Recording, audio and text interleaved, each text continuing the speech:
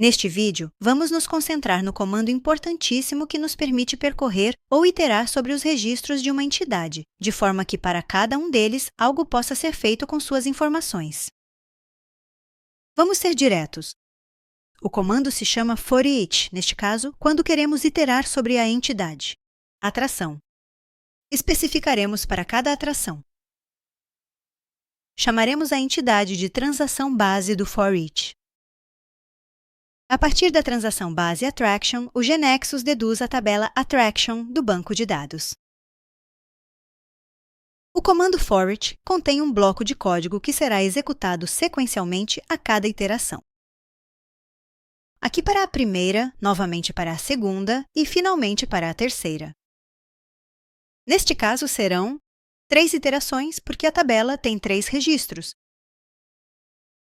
Onde pode ser escrito um comando ForEach? Em qualquer lugar onde seja permitido código que acesse o banco de dados. Por exemplo, nos eventos do sistema de um grid. Se quisermos carregar o grid 1 com o qual estávamos trabalhando no vídeo anterior, com as atrações turísticas do banco de dados, podemos utilizar o comando forec, desta maneira, dentro do evento load. Observe que estamos atribuindo as variáveis, o valor que os atributos assumem para o registro em que o ForEach está posicionado em cada iteração. Aqui estamos na primeira iteração. 3 dos atributos pertencem a este registro, mas um é da tabela estendida. Então, para recuperá-lo, deve-se acessar o país. Isso é resolvido automaticamente. Nós apenas mencionamos o atributo que precisamos, Country Name, e o resto é feito pelo GNexus. Isso se repetirá para a segunda iteração e depois para a terceira. Notemos que cada iteração termina com o comando load, que irá carregar uma linha no grid com os valores das variáveis. Já podemos adiantar que haverá uma forma mais fácil de realizar o carregamento de um grid a partir de uma entidade. Mas ela se baseia na mesma lógica deste comando, por isso entendê-lo se torna de vital importância. No Web Panel que tínhamos, vamos substituir o código do evento load do grid 1, que era para carregar dados fixos, pelo que acabamos de ver. Escrevemos para cada registro da transação base Attraction e então ir ao bloco de código que queremos que seja executado para que o evento load aconteça. Cada atração e fechamos o comando com AND4. No bloco de código, precisamos copiar os valores dos atributos para as variáveis. Vamos executar este comando para ver o resultado. F5. Podemos ver que o painel da web agora nos mostra as 3 atrações que havíamos armazenado na tabela, a atração e a observação de que elas aparecem em ordem, de acordo com o documento de identidade. Vamos voltar ao GNexus para ver como ele nos informa, nesta tela de navegação, sobre suas decisões para este painel web com base no código que escrevemos. Podemos ver que ao lado de onde diz ForEach aparece Attraction, para nos indicar que esta é a tabela base do ForEach, ou seja, a tabela do banco de dados que será percorrida ou iterada pelo comando. Lembremos que o ForEach percorre uma tabela física, por isso o nome Attraction, que aparece na lista de navegação, é o da tabela física. Attraction, não o da entidade que indicamos no código, que é sua transação base. O GNexus deduz essa tabela porque é a tabela associada àquela transação que indicamos. Mais abaixo, o relatório nos indica que para ordenar as atrações foi utilizado o atributo Attractioned, que é a chave primária da tabela. Attraction, por meio do índice, e Attraction, índice pela chave primária, que, como já vimos, o GNexus criou automaticamente ao criar a tabela, e que todos os seus registros serão recuperados, iterando do primeiro até chegar ao final da tabela, ou seja, será feita uma iteração sobre toda a tabela. Por fim, isso nos mostra que, além de percorrer a tabela de atrações, também acessará a tabela de países, para recuperar o nome do país e exibi-lo na tela. Em outras palavras, a GNexus deriva da transação base Attraction, tabela base, e sua mesa ampliada. Dentro do Loop Forec, temos os atributos Attraction ID, Attraction Name e Attraction Photo que pertencem à tabela base, ou seja, a tabela que será iterada, registro por registro. E também temos Country Name, um atributo da tabela estendida, portanto, a tabela de países também deve ser acessada para recuperá-lo. Portanto, a tabela de atrações é percorrida e a tabela de países é acessada. Portanto, apenas essas duas tabelas aparecem na lista de navegação da tabela expandida. Vimos que, se nada for explicitado, o ForEach percorre os registros de sua tabela base na ordem estabelecida por sua chave primária, aqui Attraction ID. Como fazemos para mudar essa ordem? Suponhamos que queremos que a ordem seja por Attraction Name. Assim, podemos ver o grid ordenado alfabeticamente pelo nome da atração e não pelo ID. Para isso, contamos com a cláusula Order do ForEach, que vai imediatamente após a transação base.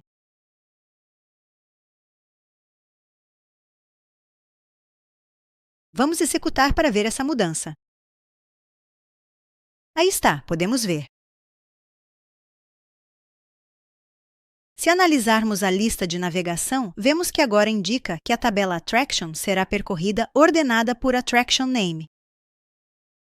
Também vemos que está utilizando o índice de usuário desse nome, que havíamos criado quando estudamos os índices unique para que não pudessem existir atrações com o mesmo nome. Já que ele o possui, propõe usá-lo. Agora vamos tentar ordenar por Country Name, que é um atributo presente na tabela Attraction estendida, mas não na tabela principal, base. Vamos executar. F5. Em primeiro lugar, ao fascínio da China. Obrigado. E depois as duas da França. Se observarmos a lista de navegação, aparece este aviso, que está alertando que é necessário ordenar a consulta por Country Name, mas neste caso, não há um índice para esse atributo, então, eventualmente, o desempenho pode ser prejudicado. Pode ser, mas não significa que vá acontecer. A responsabilidade pela eficiência na recuperação dos dados é do Sistema Gerenciador do Banco de Dados. DBMS, que possui estratégias para recuperar os dados que, de dentro do GeneXus, não se conhecem. Por isso, o GeneXus informa apenas o que sabe, que é a ausência de um índice. Então, no pior dos casos, seria necessário ordenar primeiro a tabela com base em Country Name para depois percorrê-la. Mas, como dissemos, o mais provável é que o DBMS tenha estratégias melhores. O GeneXus deixa isso em suas mãos. Se agora quisermos ordenar por nome do país, como temos aqui, mas além disso, para um mesmo nome de país, por nome da atração, basta listar esses atributos em ordem. Se executarmos e verificarmos a lista de navegação, veremos que os dois atributos foram incluídos no order nessa ordem. Aqui, a ordem é ascendente para ambos os atributos. Mas, se quisermos que seja ordenado em ordem alfabética ascendente por Country, Name, sim, mas dentro dele, quando houver registros repetidos com esse valor, que sejam ordenados de forma descendente por Attraction. Name, basta colocar esses parênteses nesse atributo. Ao pressionar F5, vemos isso refletido agora na lista. E se executarmos o Web Panel, vemos que primeiro aparece a atração da China e depois as duas da França. Mas primeiro aparece a de nome alfabeticamente maior e depois a menor. Vamos deixar o order apenas por Country Name e supor que queremos obter somente as atrações turísticas da França. Para filtrar os dados a serem recuperados pelo comando ForEach, temos a cláusula Where, que vem depois da cláusula Order. O que precisamos indicar é que fique com cada registro de atração. Obrigado. De acordo com essa ordem, onde o Country ID seja igual a 2, que sabemos ser o ID da França. Pressionamos F5 e executamos o Web Panel. Somente são exibidas as atrações Louvre Museum e Eiffel Tower, que são as duas da França. A da China não aparece listada. Se revisarmos a lista de navegação, vemos que o GeneXus nos informa sobre a condição de filtro na seção Constraints. Essa lista é lida da seguinte forma. O FOREACH irá navegar pela tabela Traction, ordenada por Country Name, para a qual não possui índice. Ele vai percorrer toda a tabela do início ao fim, mas para cada registro só vai ficar com ele, se cumprir com a condição do constraint. Caso contrário, ele descarta. O requisito de filtrar e iterar no FOREAC apenas pelas atrações da França teria sido mais natural e seguro, e implementá-lo não com uma condição por country-id, mas diretamente por country name. Porque com o AG podemos nos enganar, pode não ser o 2. Na execução, veremos exatamente a mesma coisa. Mas na lista de navegação, vemos que a condição está aparecendo nos filtros de navegação e não como constraint. O motivo se deve à ordem. É como quando temos um dicionário e estamos procurando pela letra F. Não percorremos todo o dicionário do começo ao fim. Vamos diretamente para a letra F. Aqui começa-se no primeiro registro France e itera-se até o último registro France. Nunca se chega a passar pelo registro da atração da China para avaliar o filtro. A condição da cláusula where pode ser qualquer condição que retorne verdadeiro ou falso, simples ou composta. Por exemplo, se quisermos, todas as atrações que não correspondem ao country name France, podemos utilizar o operador lógico not. Mas também poderíamos escrever o filtro com o operador aritmético de diferente, que em Genesho se escreve assim, com menor e maior. Lê-se onde country name é diferente de France. Em qualquer um dos dois casos, na execução só será exibida a atração da China. E se quisermos apenas as atrações da França, mas cujo nome, em ordem alfabética, venha depois da letra L, aqui estamos dizendo que duas condições devem ser atendidas ao mesmo tempo. Que o nome do país seja France e, além disso, que o nome da atração seja maior ou igual à letra L. Por isso, nem a Torre Eiffel, que cumpre a primeira condição, mas não a segunda, nem a Muralha da China, que não cumpre a primeira, mas sim a segunda, são exibidas. Só veremos no grid o Ludwig Museum, que atende a ambas as condições. Vamos testar. Aqui está a lista de navegação.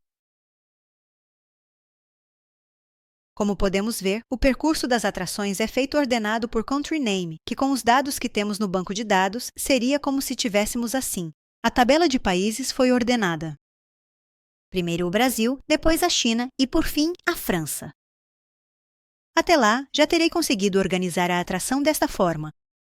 Primeiro, vem a atração da China e depois as duas da França.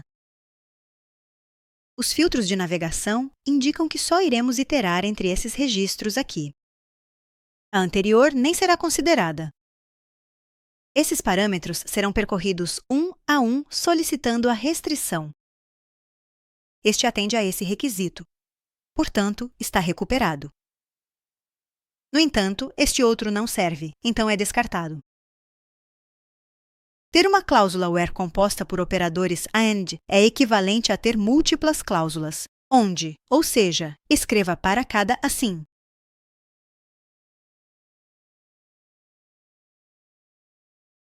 Aqui apresentamos a sintaxe do comando FOREACH, conforme vimos até agora. Aceita mais cláusulas, mas por agora mostraremos apenas as que utilizamos. Na sintaxe, os colchetes indicam que essa parte é opcional. Eles poderiam omitir. Assim, poderíamos não especificar a transação base, nem a cláusula order, nem o where. Aqui se especifica qual é a entidade que será percorrida pelo FOREACH. Por entidade, referimos-nos tanto a uma transação quanto a um subnível de uma transação. Por exemplo, tanto country quanto country.city. Suponhamos que em um grid quiséssemos mostrar os nomes das cidades. No evento load do grid, programaríamos este FOREACH. Aqui, a entidade a ser percorrida será a subentidade de cidades. Da transação base do FOREACH, seja ela de primeiro ou segundo nível, extrai-se sua tabela do banco de dados. E como temos repetido, toda vez que estivermos trabalhando com uma tabela, temos disponível a tabela estendida para complementar as informações necessárias. A tabela base será aquela que será percorrida pelo for each. Aqui podemos ver um for each com a transação base country, que listará em um grid os nomes dos países. Que a transação base seja country significa que a tabela base, a tabela percorrida, será country. Neste caso, sua tabela estendida é ela mesma. E aqui temos o for each, com a transação base country.city, ou seja, aquela que corresponde à subentidade que representa as cidades dos países. No grid, então, serão listados os nomes das cidades de todas as cidades registradas. A tabela base do for each será a tabela associada ao segundo nível da transação. Sua tabela estendida inclui também country. Poderíamos, por exemplo, mostrar apenas as cidades da França. Assim, a tabela percorrida será Country City, mas seus registros serão filtrados de acordo com o valor do Country Name na tabela Country. Com este último exemplo, fica claro que todos os atributos que estiverem nessas cláusulas e no código principal deverão necessariamente pertencer à tabela estendida da tabela base a ser percorrida. Por meio da cláusula order, é possível indicar o critério pelo qual ordenar as informações devolvidas pelo for each. A ordenação pode ser de acordo com os atributos da tabela base do for each ou de sua tabela estendida. É possível ordenar por um único atributo ou por vários. Se a cláusula order não for escrita, salvo em casos particulares, um comando for each sempre escolherá ordenar o percurso de sua tabela base por sua chave primária, para a qual sempre se conta com um índice criado. Para filtrar as informações devolvidas pelo for each, utiliza-se a cláusula where, na qual especificamos a condição que os registros devem cumprir para serem escolhidos. A condição pode ser simples ou complexa, incluindo, entre as opções, todos os operadores lógicos. Vimos casos com not e com AND, mas também poderia ser com OR, onde o resultado da condição composta é verdadeiro. Se qualquer uma das duas condições, a da esquerda ou a da direita do OR, for verdadeira. Neste último caso, serão listadas as atrações da França e também as que não são da França, mas cujo nome seja maior ou igual a L. Também podemos colocar várias cláusulas. Where, o que é o mesmo que escrever uma só com as condições unidas por AND. Determinada a tabela base do for each e, a partir dela, sua estendida. No código principal, escrevem-se os comandos que queremos que sejam executados um após o outro para realizar passo a passo o que for necessário com o registro da tabela base, sobre o qual se está posicionado em cada momento e os associados pela tabela estendida. E esse código será repetido para cada um dos registros iterados. Neste vídeo, utilizamos um comando for each em um evento de um web panel para recuperar dados do banco de dados. Mas o for each pode ser escrito em qualquer lugar de qualquer objeto que aceite código sequencial, por exemplo, no objeto procedimento que veremos mais adiante.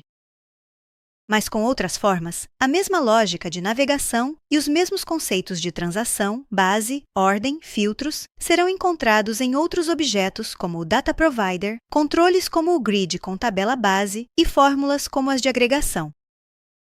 Por isso, entender o for each é entender a lógica do Genexus para acessar e navegar os dados de uma entidade, que se repetirá em outros lugares, de outras formas, mas mantendo essa lógica uniforme.